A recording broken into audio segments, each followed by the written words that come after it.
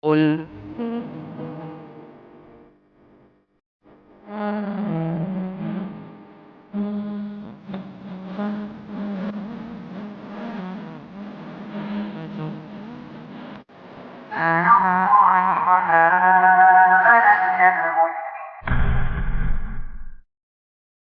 Bismillahirrahmanirrahim. Assalamualaikum warahmatullahi wabarakatuh. Alhamdulillahirabbil alamin. Wassalatu wassalamu ala asyrafil anbiya wal mursalin. Nabiyina Muhammad wa ala alihi wa sahbihi ajmain. Puji syukur kita panjatkan pada Allah. Salawat dan salam semoga tercurah pada junjungan kita Nabi besar Nabi Muhammad sallallahu alaihi wasallam. Baik, pagi menjelang siang ini kita lanjut lagi pembahasan kitab Firqatun Najiyah karya Syekh Muhammad bin Jamil Zain. Sekarang kita lihat bahasan ke-49. Contoh-contoh hadis maudhu. Mana tadi yang lebih parah? Maudhu apa dhaif? Maudhu. Berarti ini yang maudhu namun sudah tersebar, seringnya tersebar di tengah-tengah kita. Baik, dibaca. Ada yang maudhu, ada istilah la aslalahu. La aslalahu itu tidak ada asal usulnya dalam kitab-kitab hadis. Baik, dibaca. Berikut ini penulis sampaikan beberapa contoh hadis maudhu dan hadis yang tidak ada kejelasan asalnya sama sekali, dengan harapan untuk diketahui dan dijauhi sejauh-jauhnya. 1. Sesungguhnya Allah menggenggam cahaya, lalu berfirman, jadilah engkau Muhammad. Hadis maudhu. Nah, lihat, ini hadis maudhu. Jadi ada dua istilah yang nanti beliau bahas ya. Hadis maudhu dengan hadis la aslalahu. Kalau maudhu tadi yang kita sebut hadis dari seorang pendusta. Kalau hadis la aslalahu, hadis yang tidak ada kejelasannya. Yang kayak tadi kita sebut, hadisnya dari mana? Riwayat WhatsApp. Nah itu hadis la aslalahu. Nggak ada asal usulnya. Hadisnya sumbernya dari mana? Wah, di Instagram aja itu nggak ada. Oh, sudah la aslalahu. Instagram bukan kitab hadis. Riwayat mana? Facebooknya si Fulan. Oh, Facebooknya si Fulan bukan kitab hadis yang teranggap. Berarti hadisnya la aslalahu. Tidak ada kejelasan asal usulnya. Nah, sekarang lihat hadisnya tadi, innallaha qabada qabdatan min nurihi. Allah menggenggam segenggam cahaya lalu berfirman, yaitu cahaya Nabi Muhammad. Menggenggam segenggam cahaya beliau lantas mengatakan, kuni Muhammadan. Jadikanlah aku Muhammad, yaitu ambil cahaya dari cahaya Allah. Kemudian dikatakan, jadilah engkau Muhammad. Dia yang jadi dasar kemarin bahwasanya ada yang diciptakan dari nurnya Muhammad. Hadisnya apa? Maudhu. Terus 2. Wahai Jabir, yang pertama kali diciptakan oleh Allah adalah cahaya nabimu. Hadis maudhu. Nah, ini juga jadi dasar. Hadisnya maudhu. Awwalu ma khalaqallahu nuru nabiyyika ya Jabir. Wahai Jabir, yang pertama kali diciptakan oleh Allah, yang pertama kali diciptakan oleh Allah adalah nur, cahaya nabimu. Hadis maudhu. Ini juga jadi dasar seperti yang pertama tadi. Terus yang ketiga. 3. Bertawasulah kalian dengan martabat dan kemuliaanku. Hadis yang tidak ada kejelasan asalnya. Nah, berarti hadis la asla lahu. Apa namanya? Hadis la asla lahu. Apa maksudnya tadi? Hadis yang tidak ada kejelasannya, kejelasan asal usulnya. La asla lahu namanya. Kalau hadis maudhu mungkin masih ada dalam kitab hadis. Ya. Kalau la aslalahu nggak ada di kitab hadis mu'tabar, nggak ada. Kitab hadis yang teranggap itu tidak ada. Apa di sini lihat hadisnya la aslalahu?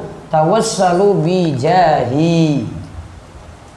Bertawassullah dengan jahku, kehormatanku, yaitu maksudnya dengan kehormatan Nabi kita Muhammad sallallahu alaihi wasallam. Nah, ini jadi dalil sebagian orang kalau tawassul ada yang dibolehkan dengan kehormatan Nabi. Padahal tawassul yang disyariatkan ada 3. 1, tawassul dengan apa? Amal soleh. Kalau kehormatan Nabi itu bukan amal soleh kita, itu yang ada pada diri Nabi. 2, apa lagi? Asmaul husna, ya. Walillahil asmaul husna fad'uhu biha. Berdoalah dengan asmaul husna fad'uhu biha. Allah memiliki nama-nama yang sempurna, maka berdoalah dengan nama-nama yang sempurna tersebut, nama-nama yang terbaik tersebut. Nah, ini jadi dalil juga demikian. Kalau dengan asmaul husna. Yang ketiga apa lagi? Perantaraan orang soleh. Doa orang soleh. Orang soleh yang masih hidup. Yang masih hidup. Doa orang soleh, jah Nabi, kehormatan Nabi juga tidak masuk di sini. Maka para ulama golongkan tawassul dengan jah atau kemuliaan atau kehormatan Nabi SAW adalah bid'ah. Berdoa dengan kehormatan Nabi SAW, dengan menyebut-nyebut kehormatan Nabi, ya, itu termasuk bid'ah. Misalnya dia berdoa, ya Allah, dengan kehormatan Nabimu, mudahkanlah urusan rezeki saya. Itu namanya tawassul dengan jah, kehormatan Nabi Shallallahu Alaihi Wasallam. Terus yang keempat. 4. Barang siapa menunaikan haji namun tidak berziarah ke kuburku, maka berarti dia telah berlaku kurang ajar terhadapku. Hadis ini dinyatakan maudhu oleh Al-Hafiz Az-Zahabi. Lihat, man hajja falam yaduruni faqad jafani. Ada kata yang kurang di situ. Faqad jafani. Siapa yang haji lalu tidak menziarahi kuburku, siapa yang berhaji lantas tidak menziarahiku, maka dia berarti telah kurang ajar terhadapku. Dia telah merendahkanku. Imam Zahabi katakan hadis ini maudhu.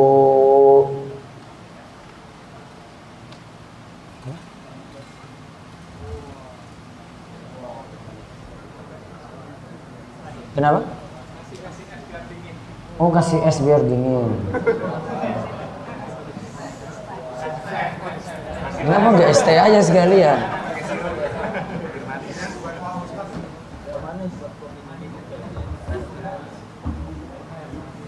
Sana lagi di belakang lagi sama akhwat.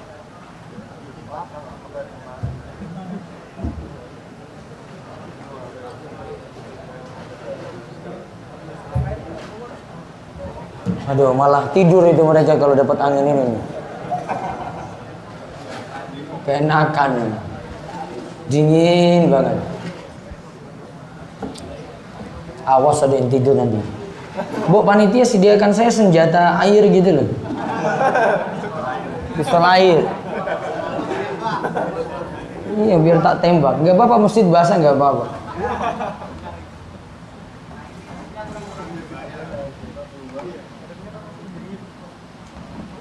Baik.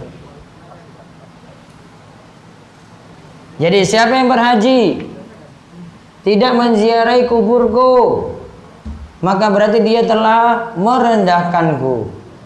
Hadis ini tadi apa kesimpulannya? Maudhu, kata Imam Az-Zahabi. Jadi kita bisa tahu standar penilaian itu dari pakarnya. Misalnya ada yang nilai seperti Imam Zahabi, Imam Ibnu Hajar. Ya, kalau belakangan Syekh Albani, yang dulu banyak yang nilai ini hadis ini bermasalah. Sudah biasa dulu para ulama nilai hadis. Nah, di sini bukan berarti tidak boleh menziarahi kubur Nabi. Namun di sini beliau lagi jelaskan Kalau ada yang ucapkan hadis kayak gini, ini hadisnya adalah hadis yang dhaif.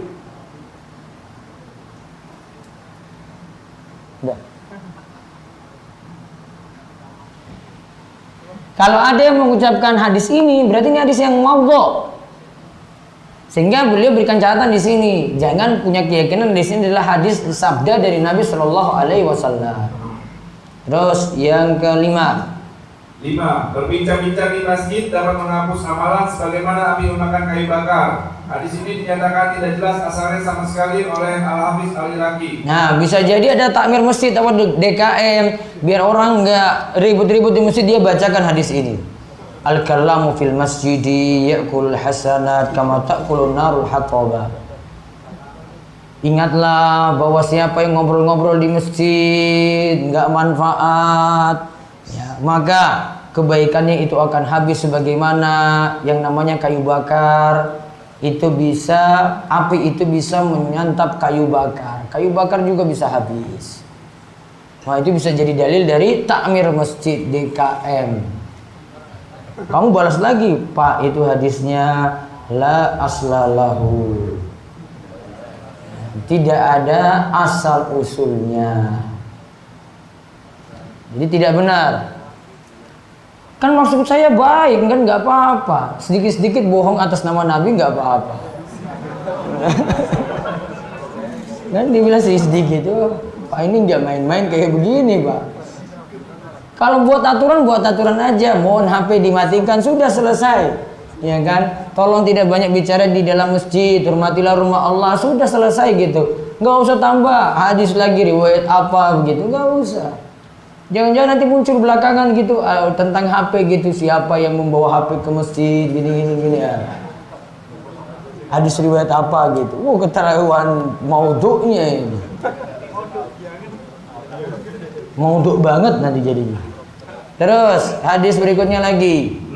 Seseorang mengetahui keadaanku telah cukup sebagai jawaban ketika bertanya kepadaku. Hadis ini maudhu' sebagaimana dikatakan oleh Ibnu Taimiyah. Ilmu bihali yakfi an su'ali. Seseorang mengetahui keadaanku telah cukup sebagaimana jawaban ketika bertanya kepadaku. Hadis ini maudhu'. Terus 7. Cinta tanah air adalah sebagian cabang dari iman. Hadis ini maudhu' sebagaimana dikatakan oleh Al-Asfahani. Al-Asfahani, itu catat itu, biasa tersebar itu kiai-kiai, dai-dai kultum, ustad-ustad kultumers. Itu dalilnya itu hubbul watani minal iman. Khotib Jumat ini. Hadisnya mau? Kata Imam Al-Asfahani. Cinta tanah air bagian dari iman. Secara makna bisa benar ketika yang dia cintai adalah negeri Islam itu sendiri. Itu bisa benar. Berarti dia mencintainya atas dasar Islamnya, bukan sekedar cinta tanah air. Terus yang ke-8. 8. Berpeganglah kalian dengan agama orang-orang yang lemah. Hadis ini maudhu' dan tidak ada kejelasan asalnya sama sekali. Alaikum bidinil ajais. Berpeganglah kalian dengan agama orang-orang yang lemah. Juga hadisnya maudhu', la aslalahu, juga tidak jelas. Nomor 9. 9. Barang siapa bisa mengenali dirinya, maka dia akan bisa mengenali Tuhannya. Hadis ini tidak ada kejelasan asal usulnya sama sekali. La aslalahu man arafa nafsahu faqad arafa rabbahu. Siapa yang kenal dirinya, maka dia akan kenal Robnya. Dia kenal dirinya nggak pernah ngaji. Apakah jadi kenal Robnya bagaimana? Ya, riwayat sufi nantinya di sini. Terus 10. Aku adalah harta yang terpendam. Hadis ini maudhu' dan tidak ada kejelasan asalnya sama sekali. kuntu kanzan makhfiyan. Aku adalah harta yang terpendam. Hadis ini maudhu' dan tidak ada kejelasannya. Terus 11. Ketika Adam melakukan kesalahan, dia berkata, "Wahai Tuhanku, aku mohon kepadamu dengan hak Muhammad untuk mengampuniku." Hadis ini tidak ada kejelasan asalnya sama sekali. Nah, di sini juga punya kesalahan berdoa dengan hak Muhammad. Itu digaris bawah itu, yang hak Muhammad. Itu juga tidak ada tuntunan dari Nabi SAW. Terus yang ke-12. 12. Semua manusia adalah laksana orang mati, kecuali orang-orang yang berilmu. Orang-orang yang berilmu akan binasa kecuali mereka yang mau mengamalkannya. Orang-orang yang mau mengamalkan ilmunya itu akan tenggelam kecuali mereka yang ikhlas. Dan orang-orang yang ikhlas itu pun berada dalam bahaya yang besar. Hadis ini maudhu. Nah, di sini mau berarti nggak ada yang benar di sini. Ini coba lihat baca hadisnya. An-nasu kulluhum mauta. Semua manusia adalah laksana orang mati kecuali orang-orang yang berilmu. Ya sudah bagus kan? Wal alimuna kulluhum halka illal amilun. Semua orang berilmu akan binasa kecuali mengamalkannya. Iya benar juga. Terus wal amiluna kulluhum gharqa illal mukhlisun. Orang-orang yang mengamalkan ilmunya itu akan tenggelam kecuali mereka yang ikhlas. Ya sih benar. Terus wal mukhlisuna ala khatarin adzim.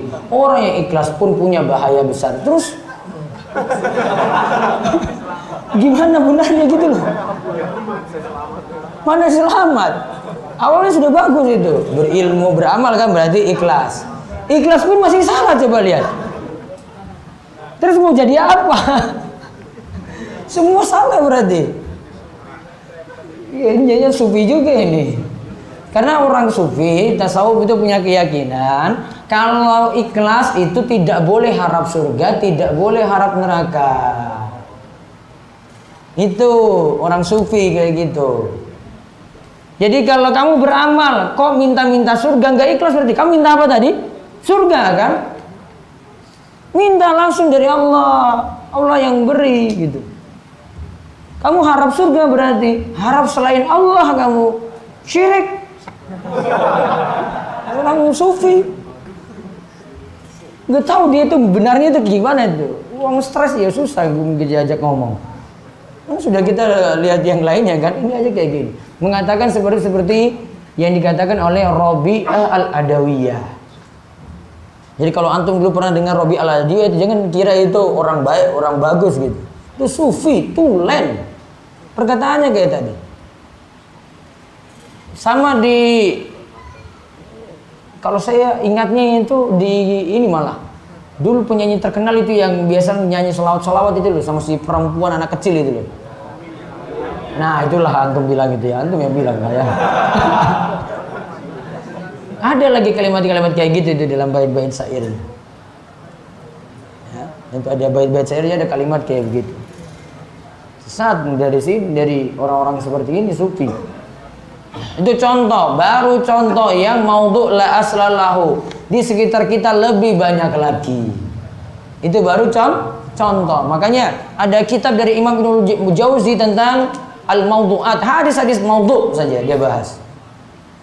Maudhu yang mana itu ada pembahasannya sendiri. Kalau yang belakang ini, kalau ini hadis dhaif nya Syekh Albani, silsilah al-hadis ad-dhaifah. Berjilid-jilid beliau buat untuk menunjukkan ini hadis-hadis ini hadis yang bermasalah. Wallahu alam, selesai bahasan ke-49.